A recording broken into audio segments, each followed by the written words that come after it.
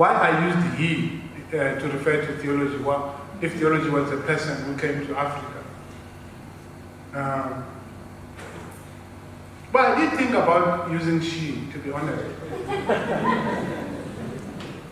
But I thought he did a lot of harm. She wouldn't have done that much harm. Because let's be honest about the harm. Theology was part of the justification for slavery, for colonialism. The first South African indigenous person to become a Christian, Eva Croto, a Reformed Christian at least. Where did she die? She died in Robben Island. And apartheid, I just need to say the word apartheid. It was probably not going, it would not have been possible without Christian theology.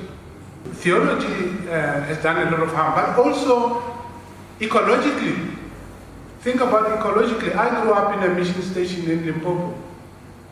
In that mission station, not only was it the way people built their houses that was changed, stopped building in circles and so on.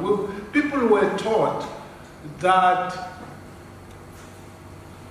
the trees are dead. Don't talk to trees. Are you mad? Why are you worshipping under a tree? You think a tree can hear you? That's animism.